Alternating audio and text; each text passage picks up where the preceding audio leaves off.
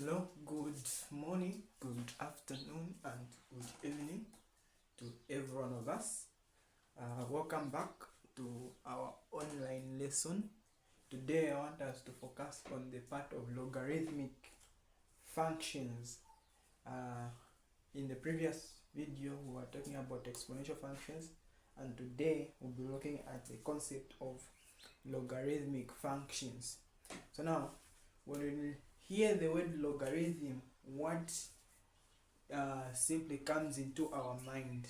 So basically the name logarithm, so if you look at logarithms and exponential functions, basically these two always go hand in hand.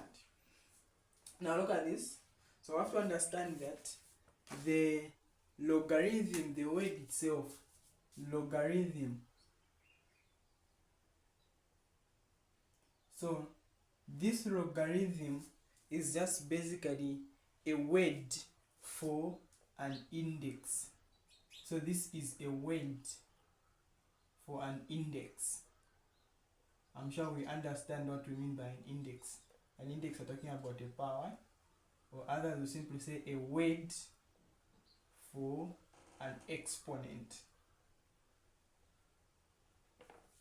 So if you hear the word logarithm, at least just be able to understand that we're talking about index in this case. In other terms, we are simply saying that logarithms are indices. So in other terms, we're simply saying logarithms are indices. This is what we are simply saying. So them being an index or indices, what are we simply saying? I have to recall something here. If we recall 2, let's say 2 power 3. What is 2 power 3? 2 power 3 is basically 8, isn't it?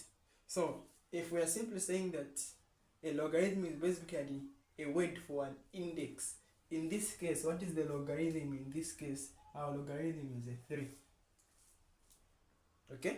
So now, basically here, what we can simply say here is that 3 is the logarithm. 3 here is the logarithm to which 8 can be written. So 3 here is the logarithm to which 8 can be written when the base is 2. So this is what we are simply saying, meaning that if I have 2 power 3 equals to 8, this is just the same as us saying that the log of base 2, 8 is equal to 3. So 3 here is the logarithm to which 8 can be written when the base is 2. So logarithm in this case is just basically a word for an index or a power. So this power 3 is the one we are calling to be a logarithm. A logarithm to which this 8 can be written having a base of x. So if I have 2 power x equal to y, meaning this is a logarithm, x is a logarithm to which 8 can be written to a base of having a base of 2. So basically, from this concept, what are we having? We are simply having that exponential functions and logarithmic functions basically talk about the same things. So we have to understand that the logarithm is basically just an inverse of an exponential functions. So some people understand that logarithmic functions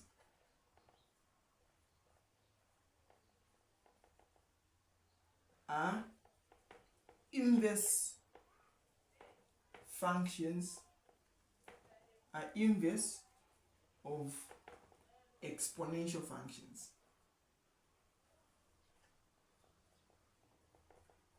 Are inverse of exponential function. What does this mean?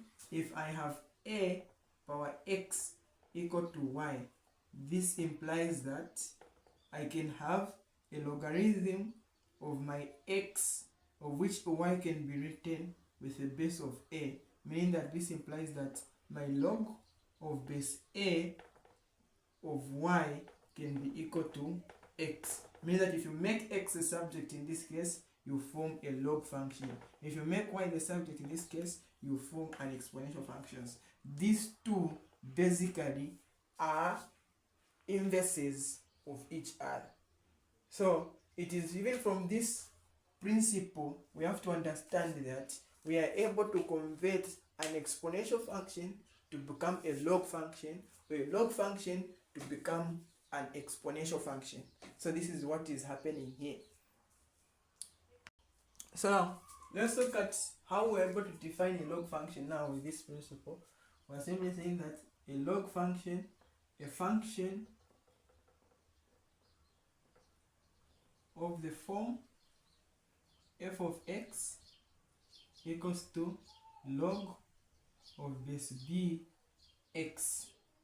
So if this is my function of the logarithmic function, meaning that the equation becomes, so if this is our function, we can now have our equation f of x, remember, can be given as y equals to log bx. So in this case, we can simply say that where b is the base, x can be the input,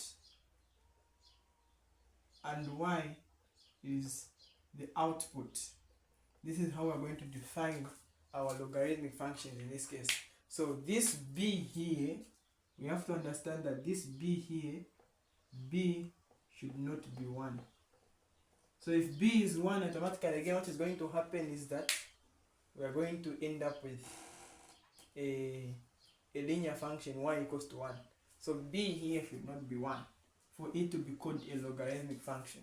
So where b, x and y, b is the base, x is the input, y is the output. So this is how basically we'll be able to define our logarithmic function. So basically we have to understand that log functions and exponential functions, basically they talk about the same thing in most cases. They're just inverses of each other. Meaning that from this case, we are able to talk about conversions from log to exponential functions. What happens? So if we have log of base b x equal to y, this implies that we have b power y is equals to x, meaning the method we can be able to use is get your base, raise it to the output to be equal to the input. So if the base here is b and the input here is x and the output is y, therefore converting this function to an exponential function will just basically be get your base, raise it to the power of your output to be equal to the input. That will be the conversion of any log function to an exponential function or to an exponential form. So let's now look at some of the examples. Let's convert a number of things from logs to exponential function and from exponential functions to logs, and how basically we can handle them. So we have a certain question there given to us. Express each of the following to log form. So as usual, we are using the concept base power output to be equal to the input. This is what we are using. So if anything is in this format, this can be given as the log. So in short, the output here is our y tail. So base power y should be equals to x, meaning that we have log of b, which is the base, x should be equal to y. So this is the expression we're supposed to be able to understand. So if I have b power y equals to x, then this implies that the log of this same base b, x should be equal to y. So this is an exponential form, this in the logarithmic form. So this is how we're going to convert everything there. So if I have 5 power 3, 5 is the base, 3 is the y, 1.5 is our x. So this implies that I'm going to have log of base 5, x is the 125 to be equals to the y, which is the 3. So the y is the power, the x is the input. The same is happening here. The base is 4, log of base 4. The equal to sign here is the power, which is 5 over 2. The input here is 32. The same is happening with this guy, log of base 1 over 5. The input is 125 to be equals to negative 3.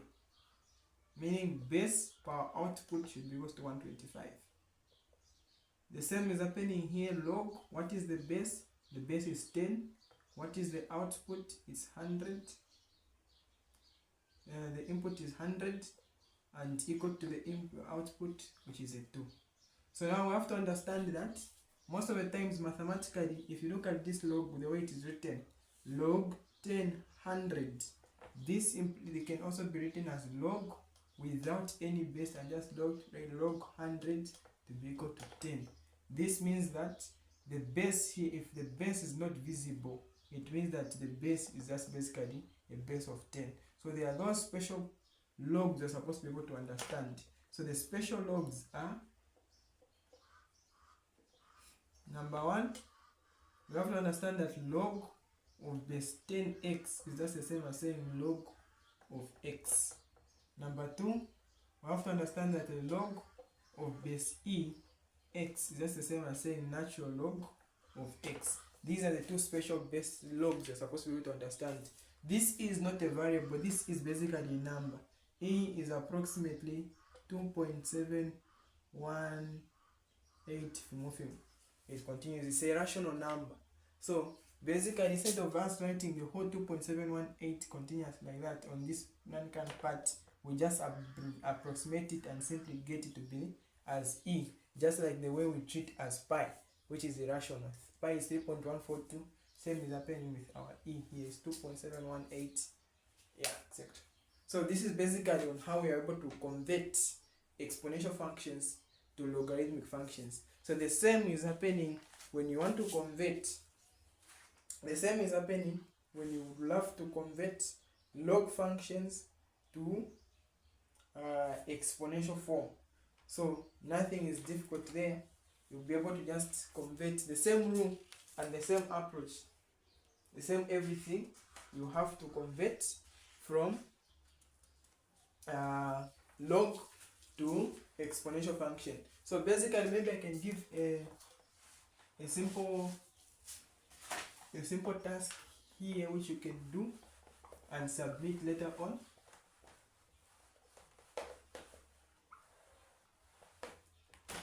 So we're going to simply say that express to exponential form. Express to exponential form.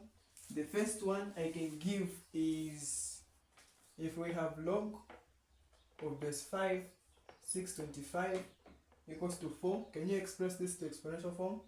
And if we have log of base 1 over 3, 27 equals to negative 3, can you express that to exponential form? So those are the two questions you should be able to submit to us. Yeah, express to exponential form. Now let's take it up and look at some of the rules which you can look at under logarithmic functions. Basically, because just like we talked about in exponential functions, there were some of the rules we talked about which are helping us to simplify exponential equations and exponential expressions. Same as logarithmic functions, there are some rules which we are supposed to understand which will help us to simplify logarithmic functions and logarithmic expressions. Let's look at those rules. So rules of logs. Number 1, we have what is known as the multiplication rule.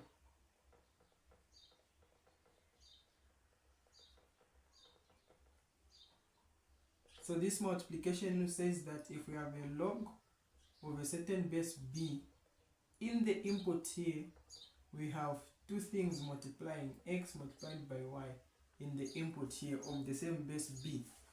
This will just lead us to addition of these two being separated. So we're going to have log b x plus log b y. The same is happening if we have, which is leading us to division rule. This division rule states that if we have a log of b, in the input here there is division happening, xy.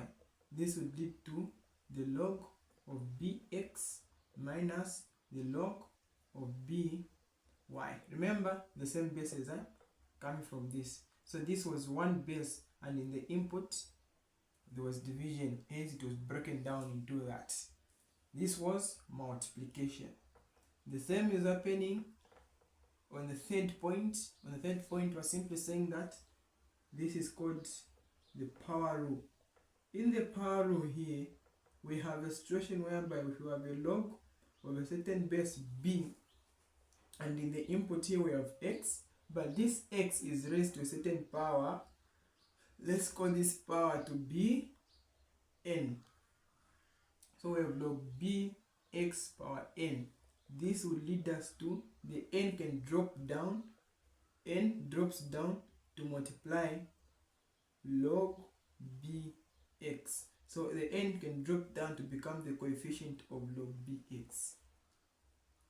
Okay? Then from there, we have to now understand that another rule which can be applied, as usual, we're talking about b is not equal to 1, isn't it? For as long as b is not equal to 1, what is happening? We have a situation that log b is always equal to 1. So if there is b here, then there is b here, the base and the input are the same. Therefore, this is always equal to 1.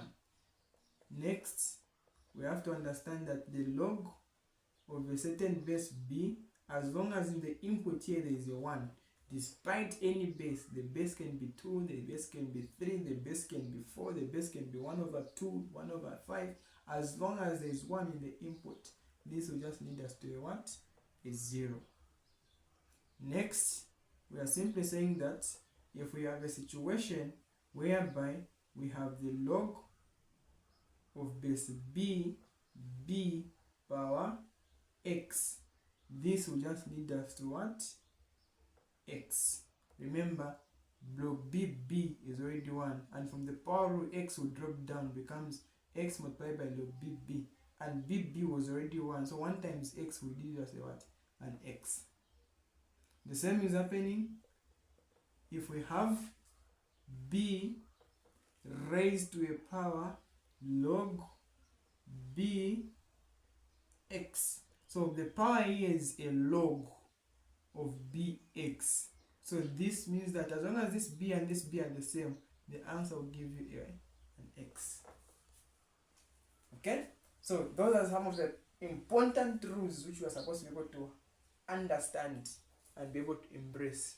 And then lastly, I can also talk about the change of base property. Change of base property. So under the change of base property, it means in a situation whereby you don't want to deal with that base, you want to change it to something else. What happens? For example, if I have the log of the base b and a, let's change this to a new base. Let's call the new base to be base of x. So I can have log of base x, I can have a over log of base x b. So using this and change it to something of a new base, so log b a can give me a new base x, but it will be in the form of a fraction. Log ax, which is the base, the input here will be the input which was on the left side. The input in the denominator will be the base which was on the left side. Implying that, e.g., if you are converting, let's say saying convert log 2, 4 to base 3. The base here is 2 and the base here is 4. Convert this to base 3. This would be equal to, this would be log 2, 4 to be equals to the log. The new base we are converting to is base 3. So I'm going to have log 3 of 4 over log 3 of 2. The base has been converted to a base of 3. Okay? And then this is one rule under the change of base property. And the other rule is that if we have the log of BA, this will just lead us to 1 over log of AB.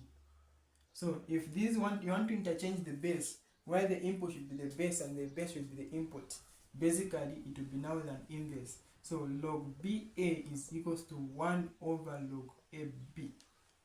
So this can be shown from this property. So this can be shown from this property. So basically log BA equals to 1 over log AB is basically being formed like how? Maybe let me show it. Let me show it on how this one is being formed.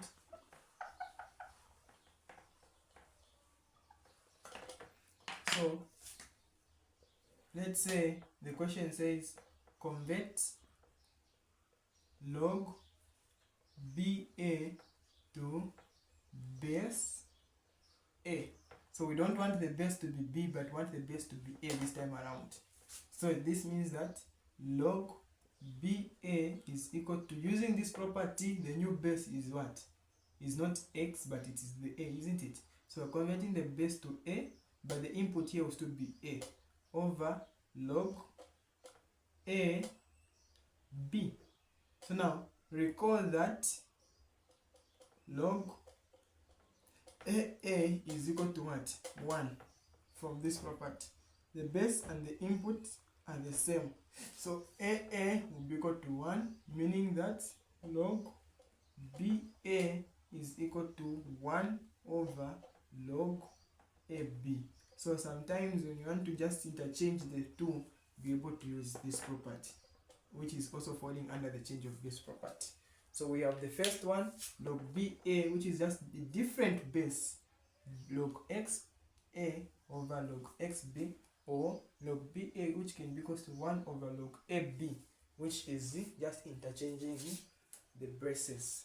So these rules will basically help you through to come up with or to simplify a number of logarithmic expressions and a number of logarithmic equations.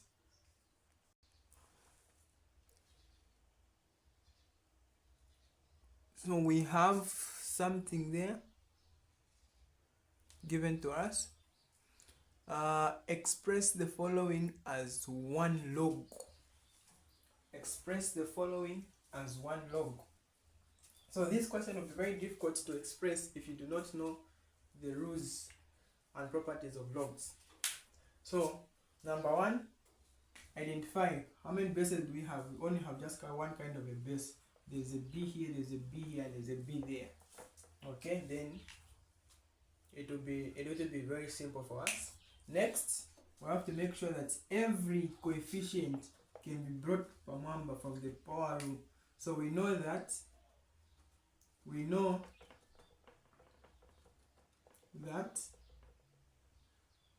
x multiplied by log b,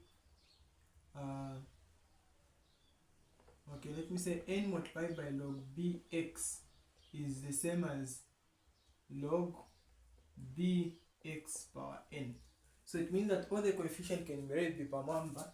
So it means that all this can be written as log of bx power 2 plus log of by power 3 plus log of bz power 4. Actually, this is minus. Like that. Next, what can happen? We are going to have, from the multiplication rule, we know that log of b x plus log of by is equals to log of xy of the base b, and log bx minus log by is the same as saying log of bx over y. So using this principle, we're going to deal with that. So this implies that we're going to have the first two here will give us a multiplication principle, meaning that this will be log of bxy over y power 3. This is plus, meaning that we're talking about multiplication which leads to summation. So this is the same as saying x squared multiplied by y power 3, but this side we have minus log b z power 4, which will lead to division, which will be equals to log of b x squared multiplied by x power 3 divided by z power 3. This is what I'm going to have. This is z power 4, sorry. So with this information, you've expressed it as one log. So the other way is this is a condensed one and this is an expanded version. So this and this, they're all the same thing, but this is an expanded version and this is a condensed one. We're okay? So we have another one given to us there. So it says that expressed as one log. So the same concept which we've been doing from the previous one. So we're going to have f of x is equals to, this can be raised per number, and say natural log of x minus 3 squared plus the natural log of root of x power 3 minus natural log of x y. The first one is multiplication principle, which will lead us to natural log of x minus 3 squared multiplied by the root of x power 3. This is my input, minus natural log of xy. And then from there, this will be the division principle by saying natural log of x minus 3 squared multiplied by the root of x power 3 over xy. This is what we are going to have. Now, what is happening here? We have in the input here, things can be simplified. We are going to have, there is an x in the denominator which can divide in this guy. Remember, there is root of x power 3 here. So this can be written as natural log of x minus 3 squared. This can be written as x. This root is the same as 1 over 2. 1 over 2 times 3. This is the same as 3 over 2 divided by x multiplied by y. So this divided by this, you can do a side calculation here by simply saying x 3 over 2 divided by x is the same as saying x 3 over 2 minus 1. Remember exponential properties. So this will be just as good as what? X power 1 over 2, I think, minus 1. So to be power 1 over 2. So this will implies that the natural log of this will lead us to x minus 3 squared. This divided by this will just remain with x power 1 over 2, and in the denominator will just remain with a y. So this is expressed as one log. So that is expressed as one log. So let me just give you a task on expressing as one log.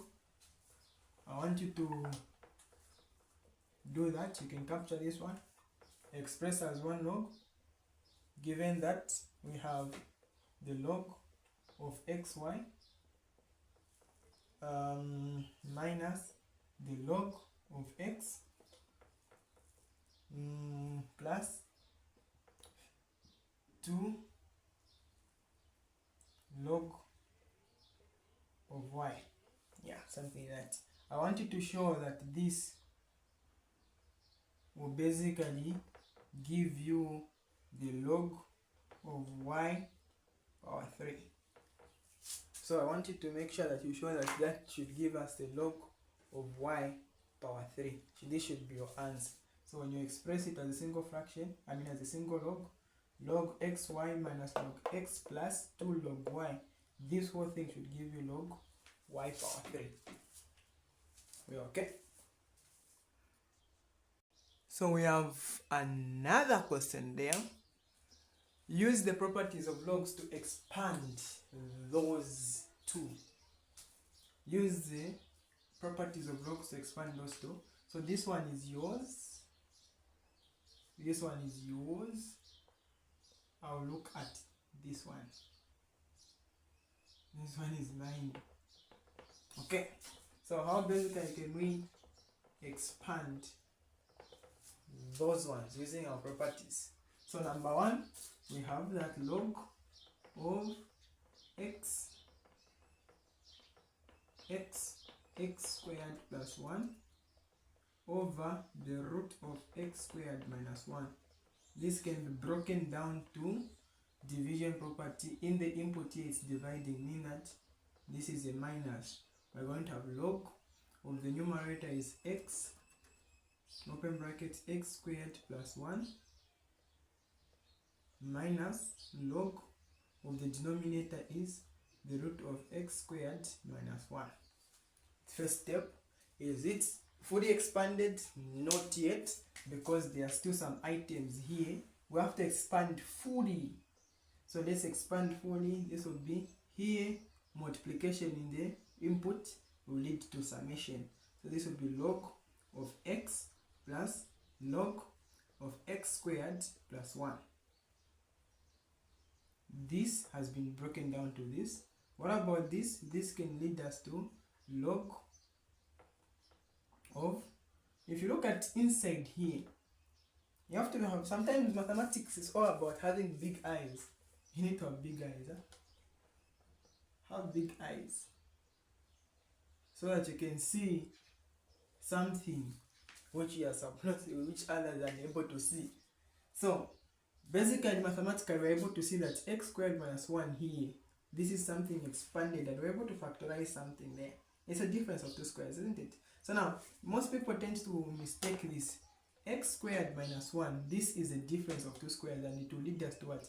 X plus 1, x minus 1. This is not a difference of two squared. Is not x plus 1, x minus 1. That's the only thing you're supposed to understand. Difference means a minus. So it means that it's a difference, a minus of two squares. X is squared and 1 is squared. In between here there is a minus. So the difference of two squares is what is going to lead to this. But is this a difference? No, it's not. So x squared plus 1 is not equal to x plus 1, x minus 1. No. No wonder this one has not been factorized. I cannot tamper with this one. I wonder I've just let it the way it is. But for this guy, this can be broken down. In the root here, it means that I have x plus 1 and x minus 1. So that we can have the log of x plus the log of x squared plus 1 minus, now this one can be written as log of x plus 1 x minus 1. Remember this was power 1 over 2. So that if it is power 1 over 2, the 1 over 2 can drop down from the power rule and becomes log of x here, log of x squared plus 1 there, and here I'm going to have 1 minus 1 over 2 minus 1 over 2 open brackets. Remember from the power rule, log of x power n is equals to n multiplied by the log of x. So I'm emphasizing the bracket that it is 1 over 2 times what is going to happen this side. What is going to happen this side, it is log of this, and inside here it is multiplication. So I have that log of x plus 1 multiplying by this is broken down to summation, log of x minus 1. This is what I have. so that by the end of the night, what am I going to have? Distribute through. Here we have negative 1 over 2 log x plus 1. This times is minus 1 over 2 log x minus 1. So that this whole expression becomes log x squared plus 1, like that. This is something which is expanded. So we have log of x, yeah, so we have log of x and log x squared plus 1 minus 1 over 2 log x, what am I, do I have 1 minus 1 over 2 log x plus 1 minus 1 over 2 log x minus 1 expanded. So we have used our properties to expand. So now your task there is to expand this one, the natural log of roots of x squared x minus 2, the root of x squared x minus 2. After expanding it, submit your solutions. Submit to our inbox. Thank you very much. Next, we'll look at a number of equations on logarithmic functions combined with exponential functions. We have to find the number of equations, and after solving equations, will be linear equations, quadratic equations, which involves logarithmic functions. I mean, there will be equations, there will be simultaneous equations, there will be a number of things. So basically, the concept here is know all the properties and be able to have big I's. Once you have big I's plus a number of properties which you know within you, you'll be able to solve any equation which can give given to you. Then we'll have another separate video as well, which will be on graphing exponential functions and graphing logarithmic functions. Thank you very much and have a blessed day.